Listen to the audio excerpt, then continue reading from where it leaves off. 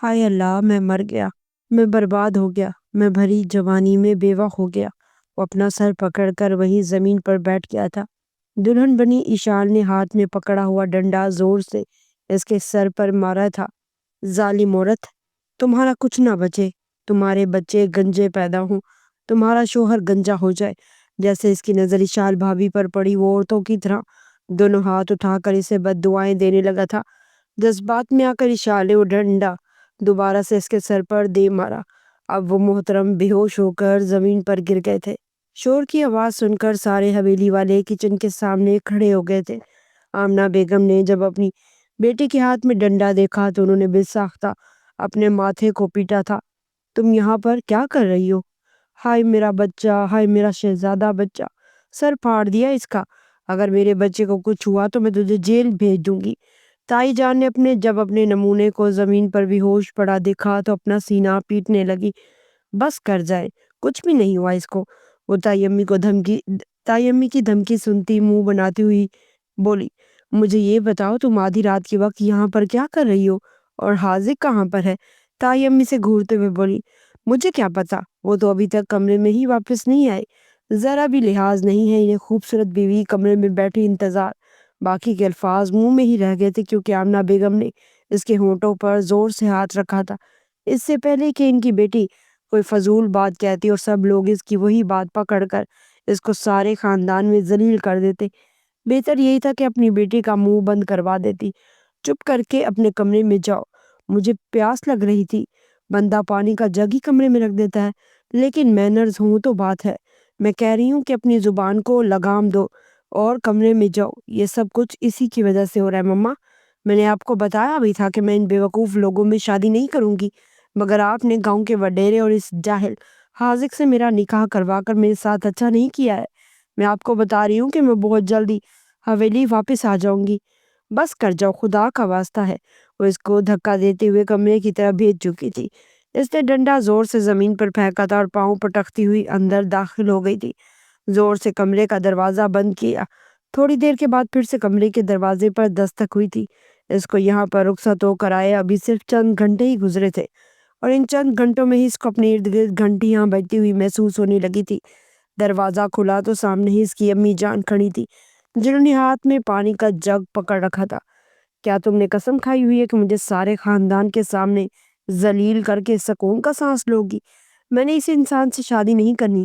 تمہاری شادی ہو چکی ہے بے وقوف عورت، اب تم اس کی بیوی بن چکی ہو۔ چپ چاپ یہاں پر بیٹھو اور اچھی بیویوں کی طرح اس کا انتظار کرو۔ اگر تم نے کوئی بھی بے وقوفی کی تو تمہارا گلا میں اپنے ہاتھوں سے دباؤں گی۔ اس مچھڑ کے ساتھ بہانے سے اچھا تھا آپ میرا گلا واقعی اپنے ہاتھوں سے دبا دیتی۔ قسم سے اس کو دیکھتی ہوں تو میرا سانس بند ہونے لگتا ہے۔ میں اس کے ساتھ اپنی زندگی کیسے گزاروں گی؟ سوچا تھا کہ کسی کلین شیو والے آدمی کے ساتھ شادی کروں گی۔ یہ ساری باتیں اس انسان کے سامنے مت کہنا، وہ غصے کا بہت تیز ہے۔ میری بلا سے بھاڑ میں جائے، میری جوتی کی نوک پر ہے اس کا غصہ۔ آمنہ بیگم نے ایک زوردار چپت اس کے سر پر لگائی تھی۔ اس کا سر زور سے بیڈ کے ساتھ جا کر لگا تھا اور وہ چھوٹے بچوں کی طرح منہ بسور کر رونے لگی تھی۔ آمنہ بیگم کے تو ہاتھ پاؤں پھول گئے تھے۔ دیکھو، خاموش ہو جاؤ، اور اس کے قریب آتے ہوئے بولی، آپ نے مجھے مارا، اس انسان کی وجہ سے آپ نے مجھ پر ہاتھ اٹھایا امی جان۔ وہ پہلے دن کی دلہن نہیں بلکہ پہلے دن کا بچہ معلوم ہو رہی تھی۔ یا میرے اللہ، مجھے صبر عطا فرما۔ تمہارے مرحوم بابا ٹھیک ہی کہتے تھے، مجھے تمہاری پرورش پر خاص توجہ دینی چاہیے تھی۔ اگر اس وقت تمہیں ایکسٹرا لاڈ پیار نہ دیتی تو شاید آج حالات بھی تھوڑے سے مختلف ہوتے۔ وہ سر پیٹتی بولی، ٹھیک ہے، میرے سونے کے کنگن تم اپنے پاس رکھ لینا، میں پورے 6 کے 6 کنگن تمہیں دوں گی، وہ جو تمہاری دادی جان نے مجھے دیے تھے۔ ٹھیک ہے، وہ تمہارے حوالے کر دوں گی۔ خدا کا واسطہ چپ کر جاؤ، اور خبردار جو تم نے کسی بھی قسم کا تماشا کیا، اگر کل کو مجھے پتا چلا کہ تم نے پھر سے ایک نیا ہنگامہ کھڑا کیا ہوا ہے تو پھر وہ کنگن بھول جانا۔ ڈیل ڈن ہو گئی۔ اپنی ماں کے ساتھ ڈیل ڈن کر کے اب وہ اطمینان سے بیک گراؤنڈ سے ٹیک لگا کر بیٹھ گئی تھی۔ اس کی شادی اس کے وڈیرے کزن کے ساتھ ہوئی تھی، جس کی گاؤں میں حویلی تھی۔ گاؤں کا ماحول اس سے پہلے دن سے ہی پسند نہیں تھا۔ وہ چھٹیوں پر یہاں پر نہیں آتی تھی بلکہ لندن اپنی خالہ جان کے پاس جاتی تھی۔ قسمت کی ستم ظریفی یہ تھی کہ اس کی شادی اب حاذق خان سے ہو چکی تھی، جو غصے کا بہت تیز تھا، آنا پرست انسان تھا، اپنی منمانی کرنے والا، کسی کو بھی خاطر میں نہیں لاتا تھا۔ جو کچھ اس کے دل میں ہوتا تھا وہ وہی کرتا تھا۔ یہ یہاں پر رہ کیا ہے، اس کو ذرا بھی شرم لحاظ نہیں ہے کہ بیوی کمرے میں اکیلی ہے۔ اس کو ڈر بھی لگ سکتا ہے مگر نہیں، اس نے تو اپنی دوستیاں پوری کرنی ہے۔ 2 دن گزرے، میں اس کا دماغ ٹھکانے پر لگاتی ہوں، اگر میں نے اس کو دگنی کا ناچ نہ نچایا تو میرا نام بھی اشال حاضر خان نہیں۔ ہائے اللہ، میں اس کا نام اپنے نام کے ساتھ کیوں جوڑ رہی ہوں؟ میں اس کو اتنا فری کیوں کر رہی ہوں؟ اس نے فوراً ہی اپنے کانوں کو ہاتھ لگایا تھا، یوں جیسے بہت بڑا گناہ سرزد ہو گیا۔ کمرے کا دروازہ کھلا تھا اور وہ مضبوط قدم اٹھاتا ناک کی سیدھ میں چلتا ہوا کمرے کے اندر داخل ہوا تھا۔ دیکھو تو ایسے چل رہا ہے جیسے کسی بہت بڑی سلطنت کا شہزادہ ہو، مچھڑ کہیں کا۔ سب سے پہلے تو اس کی بڑی بڑی مونچھیں کاٹوں گی تاکہ اس کی اکڑ تھوڑی سی کم ہو۔ فضول انسان، وہ ہر چیز سے بے نیاز ہو کر اس کی آنکھوں میں آنکھیں ڈالتی اس کو گھورے جا رہی تھی۔ حاضر خان تو سمجھ رہا تھا کہ وہ دلہن بنی گھونگھٹ ڈالے نظریں جھکائے اس کے انتظار میں بیٹھی ہوگی، لیکن معاملہ تو اس کی سوچ سے بالکل الٹ نکلا تھا۔ وہ ہلکا سا کھنکھارا تو وہ جلدی سے ہوش کی دنیا میں آئی تھی اور اپنا گھونگھٹ ڈال کر بیٹھ گئی تھی۔ اب اس کی کوئی ضرورت نہیں ہے، ویسے بھی آپ کے چہرے کا دیدار میں کر ہی چکا ہوں، محترمہ ٹھنڈے لہجے میں کہتے ہوئے اس کو اندر تک منجمد کر چکا تھا۔ ہائے میرے اللہ، یہ اتنا اکڑا کیوں بول رہا ہے؟ اگر یہ رومانٹک نہ ہوا تو میری زندگی خراب ہو جائے گی۔ ہائے میری تو قسمت ہی پھوٹ گئی ہے، میں کیا کروں؟ وہ منہ ہی منہ میں بڑبڑا رہی تھی۔ اگر آپ مکھیوں کی طرح بنبناٹ کرنے کی بجائے کھل کر بات کریں تو مجھے بھی سمجھنے میں تھوڑی سی آسانی ہو جائے گی محترمہ، اور میں اس پر آپ کا بہت زیادہ شکر گزار بھی ہوں گا۔ میں یہ کہہ رہی ہوں کہ میری قسمت خراب ہو گئی تھی جو آپ جیسے مچھڑ کے ساتھ میری شادی ہو گئی ہے۔ اس سے جذبات میں آ کر سچ بول ہی دیا تھا، اور اب وہ اپنے لبوں پر ہاتھ رکھ کر آنکھیں پلائے خوف سے اس کے چہرے کے تاثرات ٹٹولنے کی کوشش کر رہی تھی۔ پہلے تو حاذق صاحب کو شدید جھٹکا لگا تھا، کیونکہ وہ گاؤں کا سب سے ہینڈسم انسان تھا، بلکہ اپنی یونیورسٹی میں وہ سب سے وجیحہ پرسنالٹی کا مالک تھا، اور یہاں پر محترمہ ان کی شان میں گستاخی کرنے سے بھی گریز نہیں کر رہی تھی۔ آپ جانتی ہیں کہ آپ کیا کہہ رہی ہیں؟ وہ غصے سے دھاڑا، اس کی دھاڑ پر اس کے حواس گم ہوئے۔ مجھے لگتا ہے میں نیند کے نشے میں ہوں، اور جب میں نیند کے نشے میں ہوتی ہوں تو مجھے کسی بات کی کوئی سمجھ نہیں لگتی ہے۔ اگر میں کچھ بھی الٹا سیدھا کہہ دوں تو کائنڈلی معاف کر دیجیے گا۔ مجھے لگتا ہے اب مجھے سونے کی تیاری کرنی چاہیے۔ اس نے لہنگا اٹھایا، اسے سمیٹنے کی کوشش کی، لیکن اگلے ہی پل منہ کے بل زمین پر گر گئی تھی، کیونکہ لہنگے کا ایک حصہ اس کے قدموں کے نیچے آ گیا تھا۔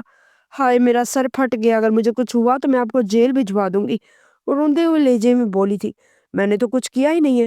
وہ بازو لپیٹے اطمینان سے بیٹھ کر اس کو اپنا سر ملتے ہوئے دیکھ رہا تھا۔ اسی لیے کہتے ہیں بڑے لوگوں کے ساتھ بدتمیزی نہیں کرنی چاہیے۔ وہ اسے باہوں میں اٹھا کر دوبارہ سے بیڈ پر بٹھا چکا تھا۔ اس کے سامنے اس کی 18 سالہ کزن کھڑی تھی، 2 دن پہلے ہی جس کی برتھ ڈے حویلی میں پوری شان سے منائی گئی تھی۔ آج وہی محترمہ ان کے نکاح میں موجود تھی۔ وہ اس سے عمر میں بھی 9 سال چھوٹی تھی، اور مجھے تمہیں کچھ چیزیں سمجھانی ہیں، بہتر ہوگا پہلے تم وہ سمجھ لو۔ وہ چہرے پر سنجیدہ تاثرات سجائے بولا تھا، پلیز جو بھی چیز سمجھانی ہو کل سمجھا دیجیے گا، ابھی میرے سر میں شدید درد ہو رہا ہے، مجھے سونا ہے۔ وہ اپنے سر کو دباتی بولی، کیا تم سکون سے میری بات نہیں سن سکتی ہو؟ وہ غصے سے بولا، سکون سے بات سننے کے لیے آپ کا پرسکون ہونا ضروری ہوتا ہے۔ میرے سر میں اس وقت لگ رہا ہے جیسے کوئی ہتھوڑے مار رہا ہو، مجھے جلدی سے سر درد کی گولی اور ایک چائے کا کپ لا دے، وہ پرسکون انداز میں بولتی مقابل کا منہ بند کر گئی تھی۔ ہائے میرے اللہ، ہائے میرے اللہ، میرا سر، وہ لگاتار اپنے دکھتے سر کو دباتی دہائیاں دیتی بولی تھی۔ اس کی ڈرامے بازی پر وہ اش اش کر اٹھا تھا۔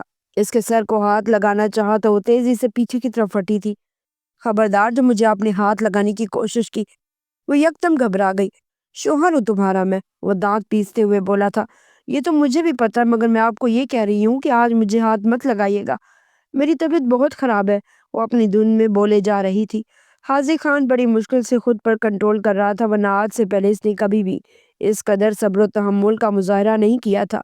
یہاں تک کہ حویلی کے سب کزنز بھی اس کے نام سے ڈرتے تھے، کیونکہ اس کی دہشت ہی اتنی زیادہ تھی۔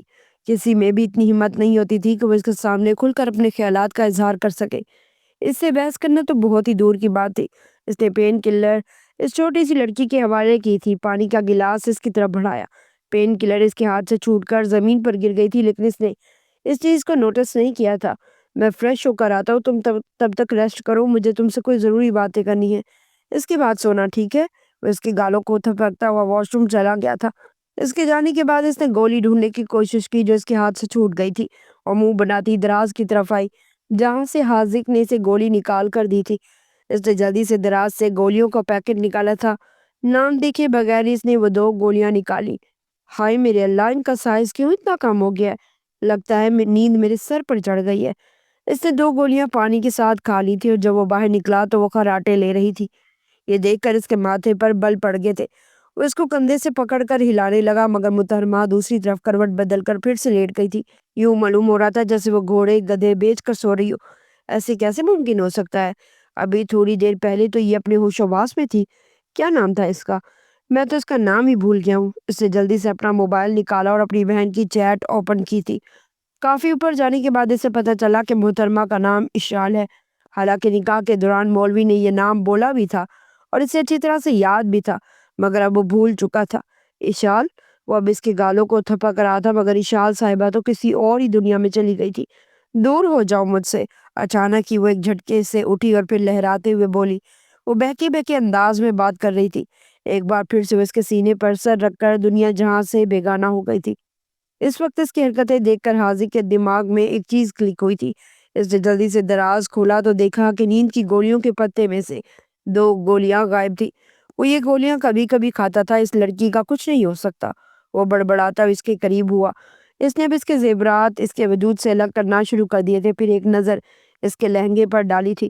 وہ کچھ سوچ کر اس کا دوپٹہ اس کے سر سے الگ کر گیا اور پنز وغیرہ نکال کر اس کے بال بھی کھلے چھوڑ دیے تھے۔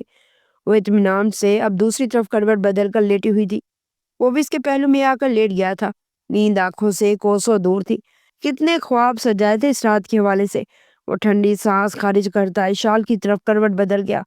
ابا جان، آپ کو میرے ساتھ اتنا بڑا ظلم نہیں کرنا چاہیے تھا۔ میں آپ کو کبھی بھی معاف نہیں کروں گا۔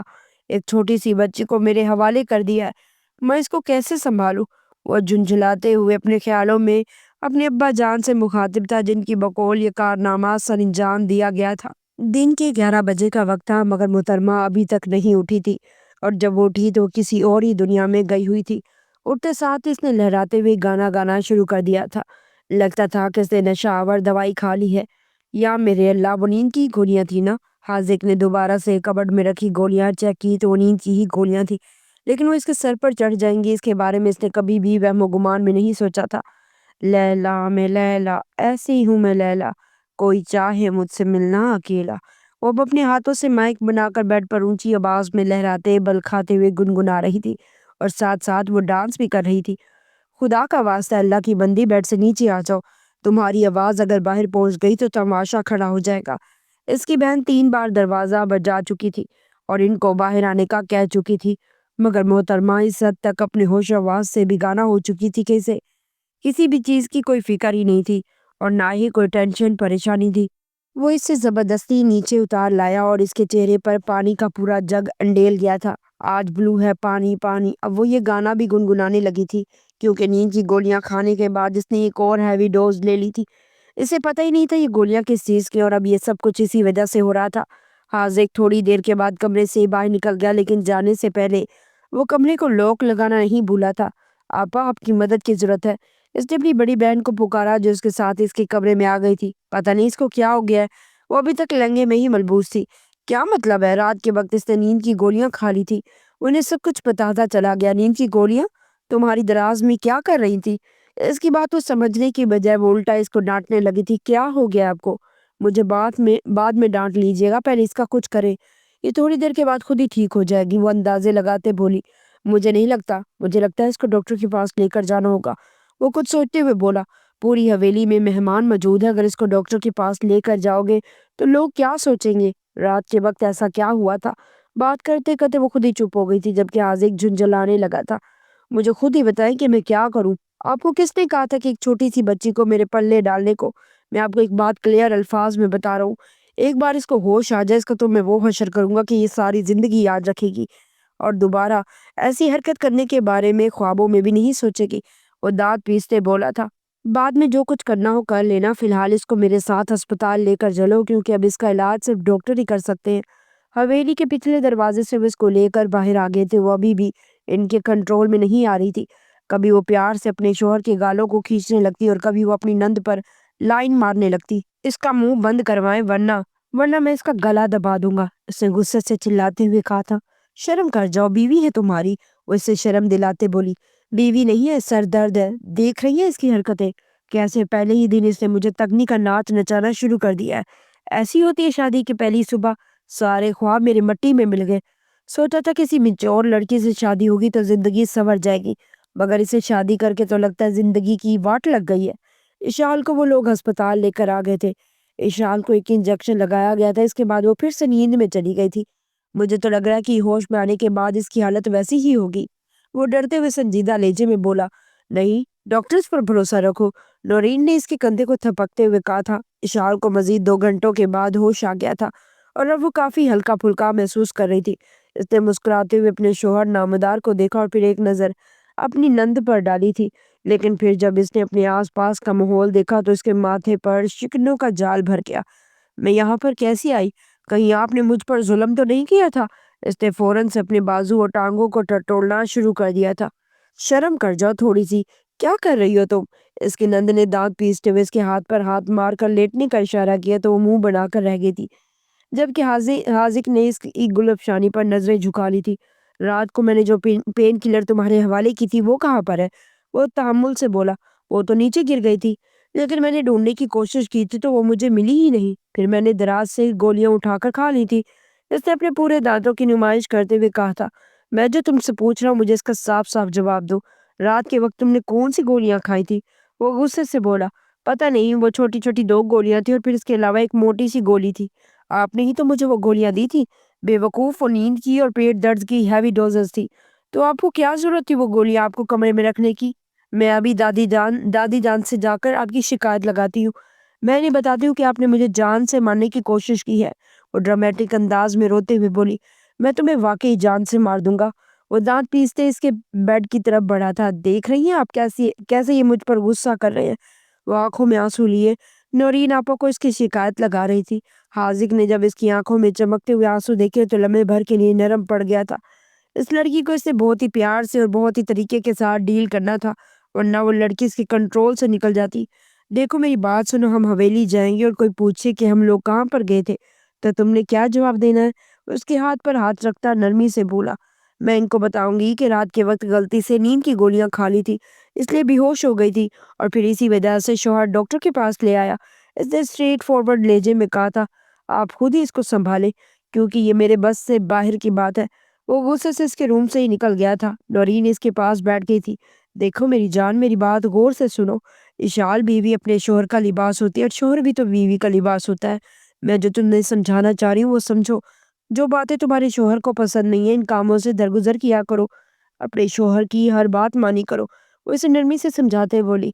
आप इन्हें भी तो कहें, वो मेरी बात को वैल्यू दे। हर वक्त गुस्सा इनकी नाक पर रहता है, हर वक्त चंगेज खान बने रहते हैं।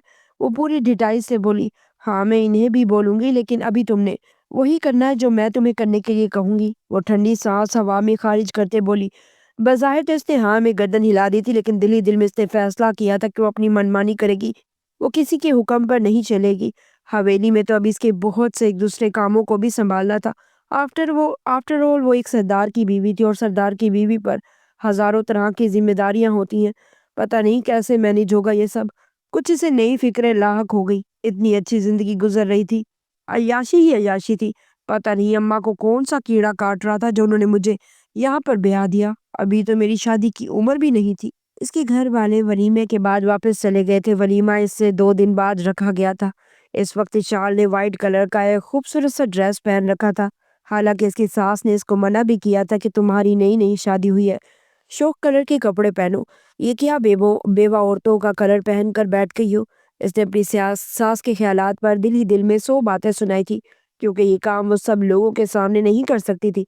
इसको अंदाजा था कि अगले ही दिन वो इसे उठाकर हवेली में बाहर फेंक देंगे और वो अपनी अम्मा के घर भी नहीं जा सकती थी, क्योंकि इसकी अम्मा ने भी इसके सामने हाथ जोड़कर कहा कि था कि दोबारा पलट कर मेरे दरवाजे पर नहीं आना, क्योंकि मैं अब तुम्हें अपने घर में वापस दाखिल होने की इजाज़त नहीं दूंगी। अब तो तुम्हारा जीना मरना इसी हवेली में ही होगा। तुम यहाँ पर क्या कर रही हो? हवेली के अंदर जाओ। हाजी की आवाज़ पर वो अपने नादिर ख्यालात से बाहर निकली। मेरा दिल बहुत ज़्यादा घबरा रहा है, इसने मुंह बनाते हुए कहा था और उसके पहलू में ही खड़ा हो गया था। जो भी था वो इसकी बीवी थी, अब वो इसकी जिम्मेदारी थी। اس کی दस्तरस में आ चुकी थी। वो भी इस पर पूरा पूरा हक रखता था। क्या हुआ है तुम्हारे दिल को? इसने सरसरी लहजे में पूछा था। अगर आपको मेरी फिक्र होती तो आप यूं मुझे अकेले छोड़कर यहाँ पर ना जाते। ये कहकर वो पाँव पटकती हुई गार्डन के साथ बने बरामदे में दाखिल हो गई थी। अब इसको क्या हो गया है? कहीं ये मुझसे नाराज तो नहीं हो गई? मुझे तो लड़कियों को मनाना भी नहीं आता है। वो बड़बड़ाता हुआ बरामदे में दाखिल हुआ। तुमने पहली रात मुझे जान से मारने की कोशिश की थी। इसने जब हाजी को देखा तो बोले बगैर न रह सकी। ये बात मैं पिछले 2 हफ्ते से सुन रहा हूँ और मैं तुम्हें यही जवाब देना चाहता हूँ कि तुम्हारी खुशकिस्मती थी और मेरी बदकिस्मती कि तुम जिंदा बच गई हो। अब तुम्हारी ऐसी बातें सुनकर मेरा दिल कर रहा है कि सचमुच तुम्हारा गला दबा दूं। किस्सा ही खत्म हो जाएगा। वो दांत पीसते गुस्से से बोला था। मैं अपने भाई को जाकर तुम्हारी शिकायत लगाऊंगी और मैंने बताऊंगी कि तुम किस कदर जालिम हो और तुम्हारा मुझसे शादी करने का मकसद ही यही था कि तुम मुझे जान से मार सको। वो इल्जाम पर इल्जाम लगा रही थी। हाय मेरे अल्लाह, तुम इतनी समझदार कैसी हो गई? मुझे तो अंदाजा ही नहीं था कि तुम्हारे पास दिमाग भी मौजूद है। चलो खैर, कोई बात नहीं। अब मुझे पता चल गया है तो मैं आइंदा एहतियात करूंगा। ऐसा तरीका इजाद करूंगा कि सांप भी मर जाएगा और रस्सी भी नहीं टूटेगी। वो इसे डराता, इसके इंतहाई करीब होता बोला, जबकि हाजी की इस कदर नजदीकी पर इशाल की जान हवा हुई थी। क्या हो रहा है? क्यों हर वक्त छोटे बच्चों की तरह लड़ते रहते हो? वो लड़ने में इस कदर मगन थे कि अंदाजा ही नहीं हुआ कि महरोज, जो कि हाजी का छोटा भाई था, वो गार्डन में खड़ा कितनी देर से इनको लड़ते हुए देख रहा था। एक तो अब्बा ने छोटी सी बच्ची से मेरी शादी कर दी है और ऊपर से तुम यहाँ खड़े होकर हमारी बातें सुन रहे हो और तुम फिर से टेस्ट में फेल हो गए हो। तुम्हें आकर पूछता हूँ, दिमाग खराब मत करो मेरा और जाकर अपने कमरे में अपने अगले टेस्ट की तैयारी करो। इस बार अगर तुम्हारे मार्क्स कम आए तो तुम्हें घर पर बिठा दूंगा। वो महरोज को डांटते हुए बोला। लाला, ये धमकियां लड़कियों को दी जाती और आप ये धमकी मुझे दे रहे हैं? आप ठीक तो है लाला?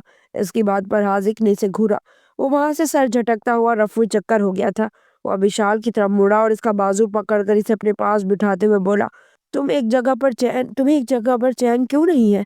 हाजी की बात सुनकर इसने अपनी गर्दन फेर ली थी। इसने दोबारा से इसका चेहरा अपनी जानिब मोड़ा। अच्छा, जो सवाल पूछा है मुझे इसका जवाब दो। वो नरमी से बोला। मुझे चैन है मगर आपको सुकून नहीं है। वो रूहान से लहजे में बोली। मैंने क्या कर दिया? मुझे मेरी गलती बताओ। वो नासमझी से बोला। मैं आपकी क्या लगती हूँ? इसकी आंखों में आंसू ठहरे हुए थे। इशाल के आंसू इसे अपने दिल पर गिरते महसूस हुए। वो इसके मजीद नजदीक हुआ। दोनों के दिल एक ही स्पीड से धड़क रहे थे। तुम मेरी बीवी हो। वो सुकून से बोला। आपको 2 दिन किसके साथ होना चाहिए था? वो इसकी शर्ट के बटनों से खेलती बोली। वो इसकी सदा पर फिदा होता मुस्कुराया। अपनी बीवी के साथ होना चाहिए था। इंतहाई मासूमियत से इसने अपने गुनाह का एतराफ किया था। तो आप किसके साथ घूम रहे थे? वो अपना निचला होंठ लटकाती बोली। अपने दोस्तों के साथ। जिरगे के कुछ काम थे जिनकी वजह से मसरूफ था। वो अपनी मुस्कुराहट जब्त करते बोला। जी नहीं, बात यह है आपको मेरी कोई फिक्र नहीं है। आपको मेरी कदर ही नहीं है। अल्लाह ताला ने आपको इतनी अच्छी और प्यारी बीवी दे दी और आपको चाहिए कि सुबह शाम इसकी तारीफें करें, मगर आप तो मेरी ज़ात से यूं अनजान हो गए हैं जैसे मैं आपकी कुछ लगती ही नहीं हूँ। वो इसके इंतहाई करीब बैठी इसके साथ शिकवे शिकायत करती, आंसू बहाती बोल रही थी, जब अचानक इसकी सांस वहां पर आ गई थी। हाय मेरे अल्लाह, ये क्या हो रहा है? तुम लोगों ने तो जिंदगी को फिल्म ही समझ लिया है।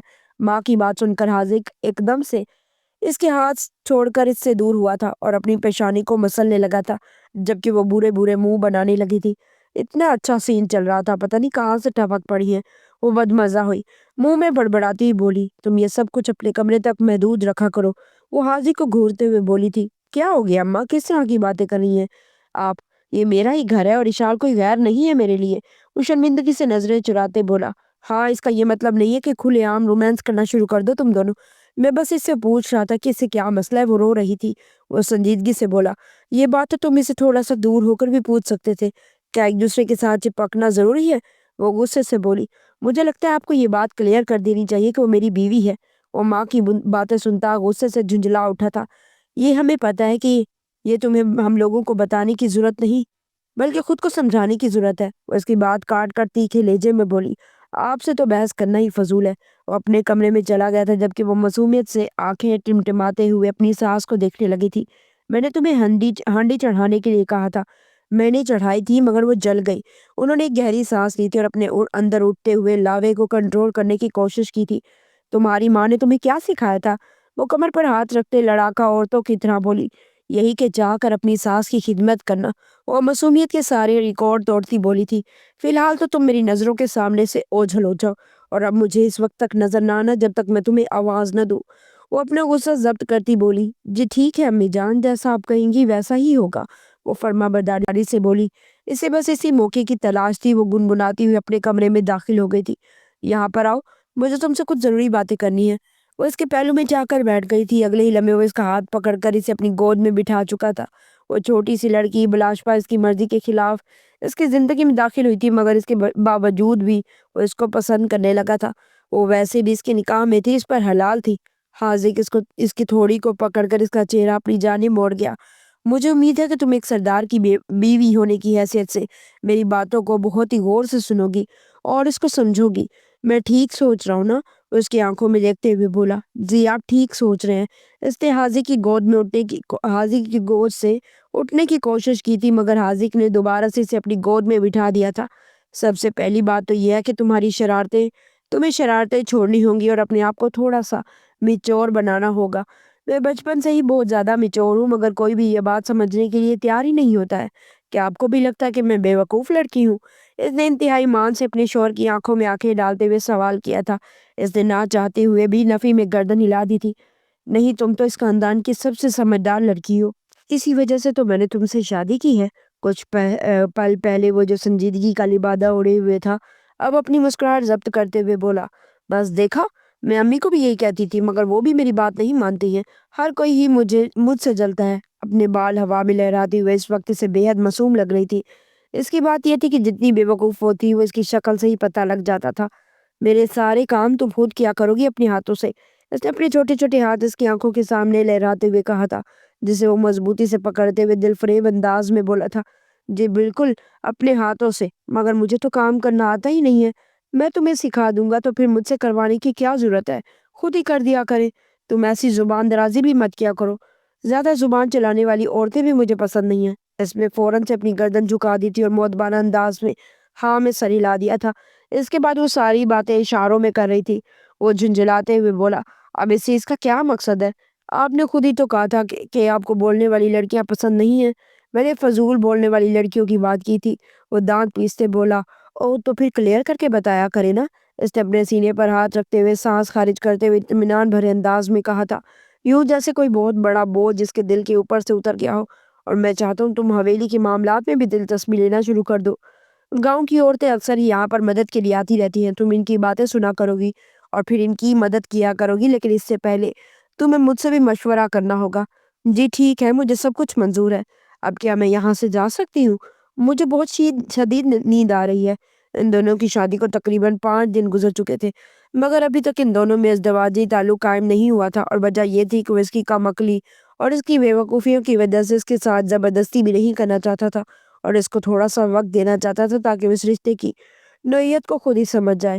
ہاں، ایک اور بات، تم اس وقت تک نہیں سویا کرو گی جب تک میں حویلی میں داخل نہیں ہو جاتا۔ تم اپنے ہاتھوں سے میرے لیے کھانا گرم کر کے لایا کرو گی اور میرے ہی ساتھ بیٹھ کر کھایا کرو گی۔ اس کے گال یک دم ہی شرم کے مارے لال ہو گئے تھے۔ چھوٹی چھوٹی باتوں پر وہ اسی طرح سے ہی شرما جاتی تھی، اور اس کے چہرے کے بدلتے ہوئے رنگوں کو بہت ہی دلچسپی سے دیکھ رہا تھا۔ مجھے منظور ہے، انتہائی معصومیت سے کہتی ہوئے اس کی گود سے اٹھ کر بھاگی، جبکہ وہ اس کی پشت کو گھور کر رہ گیا تھا۔ وہ اس کے سب سے چھوٹے چچا جان کی بیٹی تھی۔ اس کے چچا جان بہت پہلے ہی اپنی فیملی کے ساتھ شہر شفٹ ہو گئے تھے، کیونکہ انہیں گاؤں کے ماحول سے ذرا بھی دلچسپی نہیں تھی، اور یہاں کی روایات بھی انہیں پسند نہیں تھی۔ اس کے چچا کے 3 بیٹے تھے اور ایک ہی بیٹی تھی۔ بیٹی بہت ہی شرارتی تھی اور بیٹے کافی سنجیدہ مزاج تھے۔ تینوں بیٹوں کی شادیاں ہو چکی تھی اور ان کی بھابیاں بہت ہی ظالم تھی۔ وہ کسی طرح سے اسے اپنے گھر سے نکالنا چاہتی تھی، اس پر حد سے زیادہ سختیاں کرتی تھی۔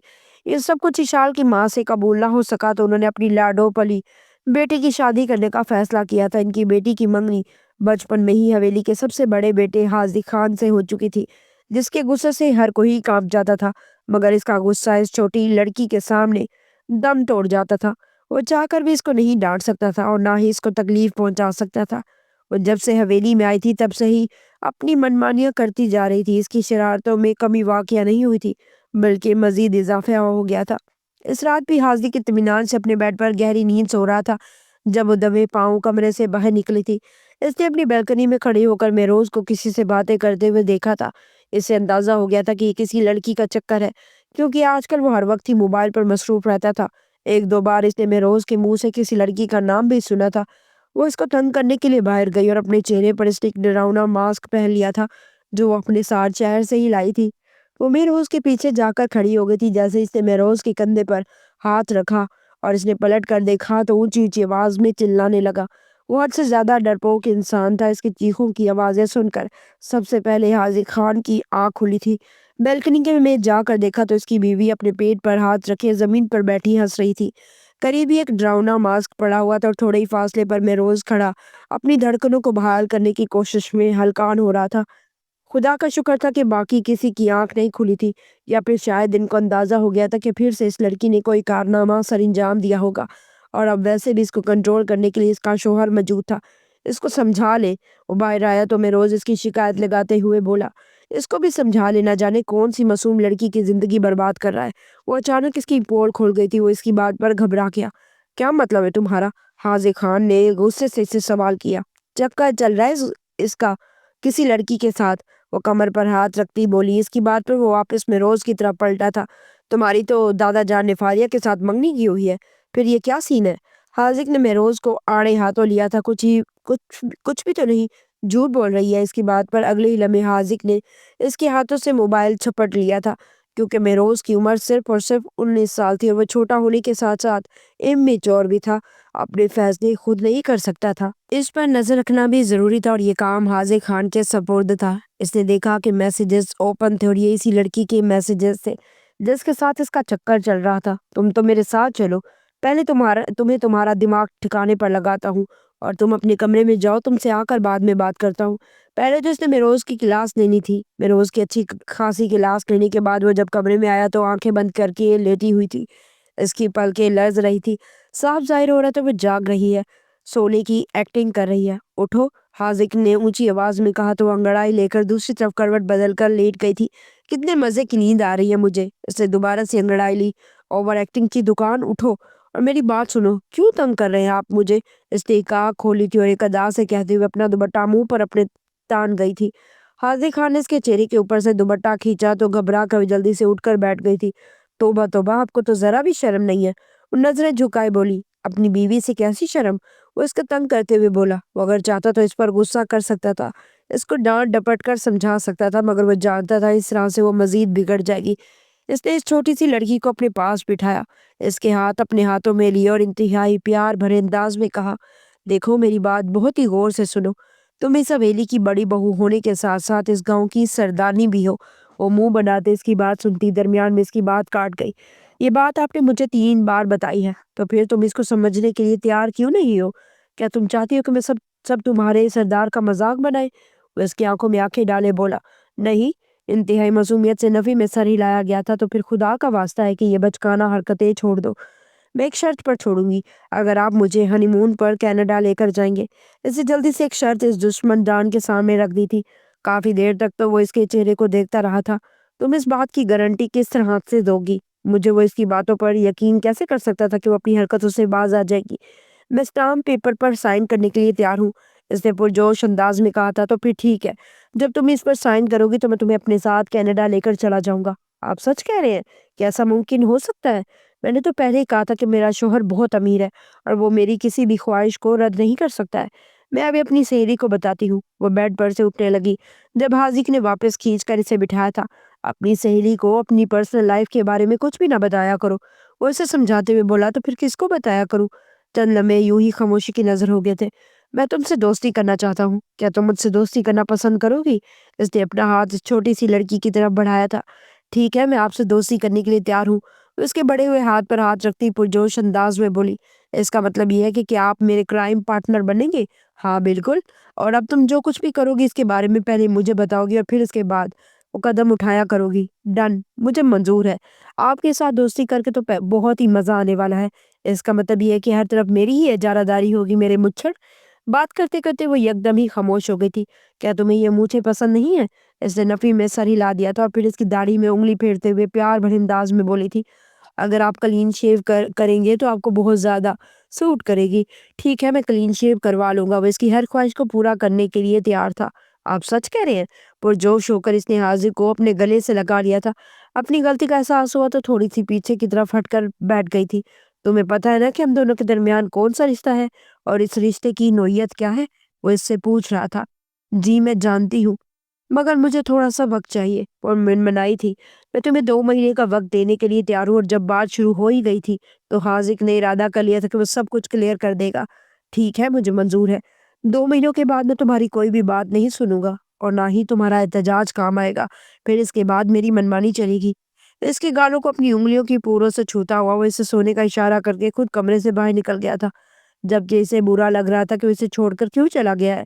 تھوڑی دیر میں وہ نیند کی وادیوں میں چلی گئی تھی۔ کچھ دن بعد اسے پتا چلا کہ اس کے کینیڈا کا ویزا لگ گیا ہے اور رات کی لوگوں کی فلائٹ ہے۔ وہ بہت زیادہ پرجوش تھی۔ جب وہ وہاں پر پہنچے تو کینیڈا کے خوشگوار ماحول نے ان کا استقبال کیا تھا۔ میں بہت زیادہ ایکسائٹیڈ ہوں۔ آپ سوچ بھی نہیں سکتے آپ نے میری کتنی بڑی خواہش پوری کر دی ہے۔ میں بچپن سے ہی چاہتی تھی کہ میں اپنے شوہر کے ساتھ ہنی مون منانے کے لیے یہاں پر آؤں۔ یہ بات سچ تھی کہ حاذق بہت زیادہ خوش تھا اور اسے اس طرح کی چیزوں سے کوئی خاص دلچسپی نہیں تھی۔ اس کے دماغ میں ہر وقت ڈیرہ، دشمن اور گولیاں ہی چلتی رہتی تھی۔ لیکن اب اس لڑکی کی زندگی میں شامل ہونے کے بعد اس نے اپنی زندگی میں دلچسپی لینا شروع کر دی تھی، اور اس کو پتہ چلا تھا کہ دشمنی کے علاوہ بھی زندگی میں بہت سی خوبصورت چیزیں ہیں، بہت سی خوبصورت لمحات ہیں۔ پہلے جو شرارتیں اس کو زہر لگتی تھی، اب وہی اس کی انہی شرارتوں کو ہی انجوائے کرنے لگا تھا۔ بلکہ اگر یہ کہا جائے وہ اس کی انہی شرارتوں سے محبت کرنے لگا تھا تو اس میں کچھ بھی غلط نہیں ہوگا۔ اس دن وہ دونوں آ رہے تھے تو اس نے ایک آدمی کے ساتھ شرارت کی تھی۔ اس نے آدمی کی کمر پر پاپ کارن مارا تھا اور وہ شرارت کرتے ہوئے پکڑی گئی تھی۔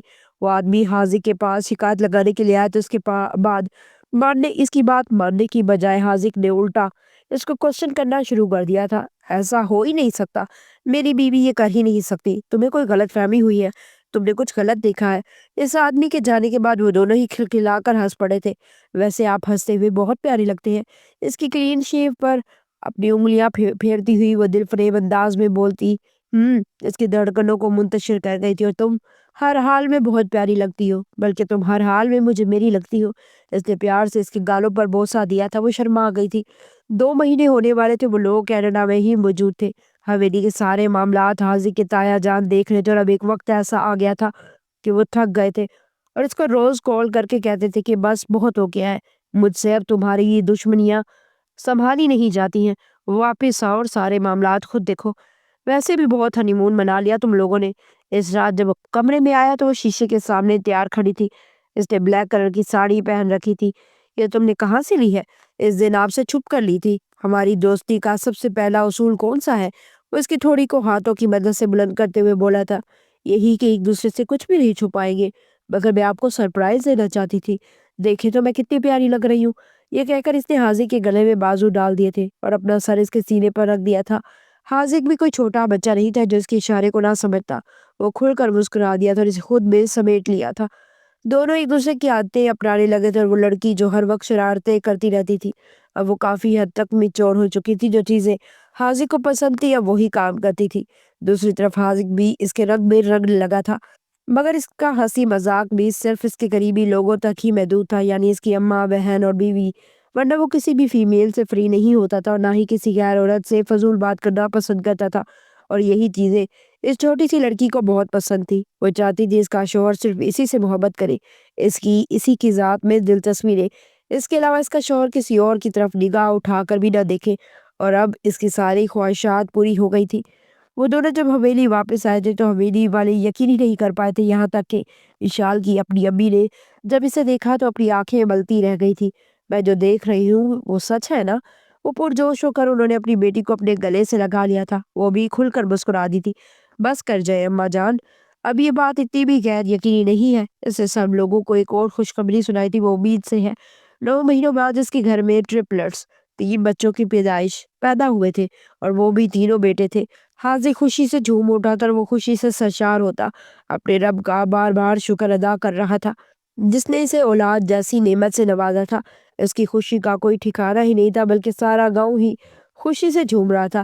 اس کی حالت پہلے تو کافی خراب تھی، لیکن حاذق کی محبت اور دیکھ بھال نے اسے پھر سے زندگی کی طرف واپس لوٹایا تھا۔ وہ اپنے رب کا لاکھ لاکھ شکر گزار تھی۔ وہ اپنے رب کی لاکھ لاکھ شکر گزار تھی جس نے اسے حاذق جیسا شوہر دیا تھا۔ اس بات کا پتہ اس کو بچوں کے بعد لگا تھا حاذق ڈگری ہولڈر ہے، ورنہ وہ تو سمجھتی تھی وہ بمشکل میٹرک پاس ہے۔